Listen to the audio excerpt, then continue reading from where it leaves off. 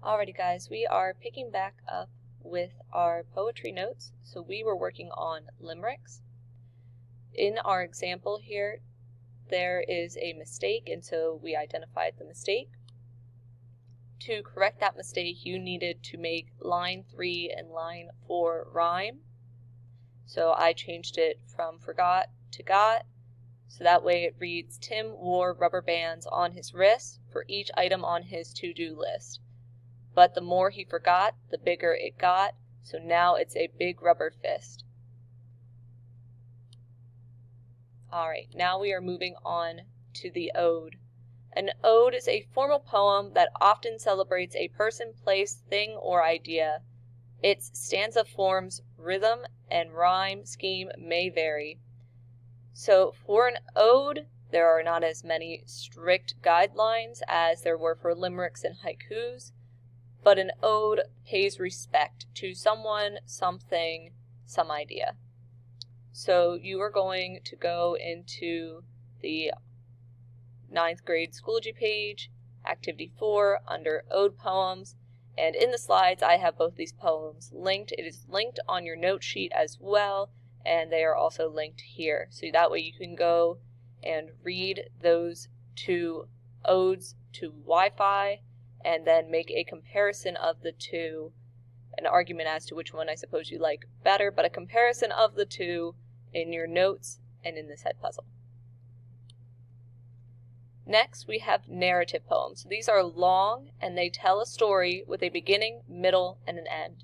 Generally longer than a lyric style of a poem because the poet needs to establish characters and a plot. So it is a stylistic story in a sense.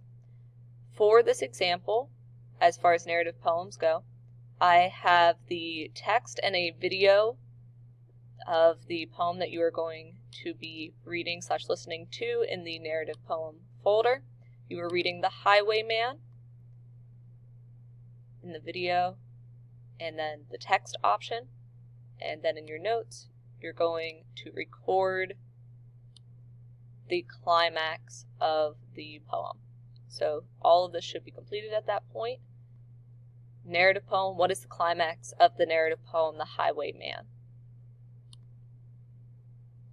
And then lastly, we have a free verse poem. A free verse poem does not have a regular rhythm or rhyme scheme. So that means it does not have to rhyme in any form, and it doesn't have to have any kind of rhythm or meter. It's very controversial. It sounds like you're talking, controversial, very conversational. It sounds like someone is talking with you. So these are often memoirs, but it is a conversation piece that the author, through either a character or as themselves, is having a conversation with either the reader or another character. So for this example, we're going to talk about Mother to Son by Langston Hughes. In the folder, I have Mother to Son by Langston Hughes. There is the PDF and there is the video. If we were going to look at the PDF, here it is. Please make sure that you go and read the poem. And, whoa, sorry, my calendar just popped up. And that you understand the poem. If you have questions, please feel free to ask me, because we are going to be talking about that more in depth. So go ahead, pause the video, go watch Langston Hughes' Mother to Son, or read it. Now that you're returning, let's talk a little bit about this poem. So a couple of things are that it is giving a memoir, so it is a free verse poem. It is a mother talking to her son about her life. Sorry, I'm trying to get to my notes because I had some specific things I wanted to talk to you about it. So let's talk about rhyme and meter. What form of rhyme and meter in this poem do you think is occurring? Go ahead and answer in the Ed puzzle. Now that you've answered what form of rhyme and rhythm scheme, let's talk once again that it is a free verse poem, so there is no rhyme or rhythm scheme as far as meter in this poem, and there does not have to be for that category. So if you pick that, you're correct.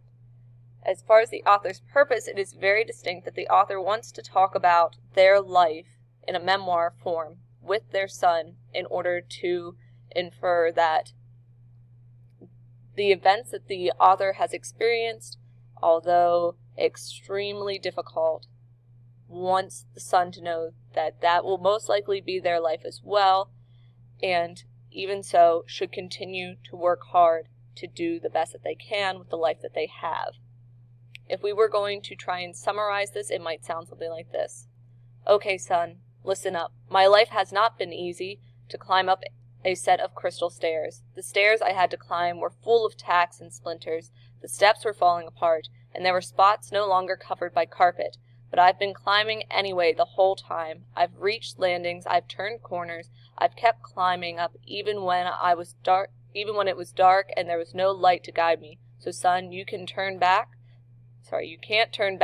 Don't sit down on the steps because it turns out to be pretty hard going. Don't fall down now because I'm still going, honey. I'm still climbing, and my life has not been easy. Climb up a set of crystal stairs. So, overall, the poem has a much more stylistic way to tell that story, or that memoir, that message that the mother of this poem wants to share with their son. As far as tone, what form of tone do you think is being used by the author about this topic?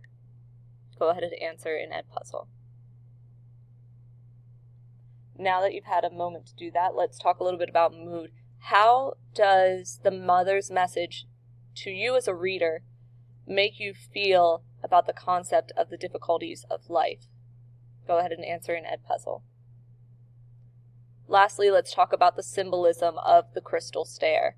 A crystal stair is to represent the fact that crystals are smooth and elegant and beautiful, and so people would idealize crystals as being something of luxury and of perfection. And she is saying that that crystal stair has not been that way for her, that the crystal stair is non-existent, that it has more been like these other things that she describes. So that crystal stair, that symbol of what you might expect life to be, is not exactly what it turned out for the mother in this poem. How does that symbol relate to you as a reader? Go ahead and answer in Edpuzzle. Alrighty. This poem talking about the difficulties of life, how do you think it relates to our novel To Kill a Mockingbird? And how do you think the lives of our characters, maybe a particular character, if you can think of any character that you most relate to with this poem, how do you think their lives might be like that of the mother in this poem? Go ahead and answer in Edpuzzle. Alrighty guys, that brings us to the end of our poetry notes. Please make sure to submit your copy of the Google Doc notes, so that way I can give you a grade. I will make sure to unsubmit them, so that way you get them back then. And I will talk to you guys later. Bye.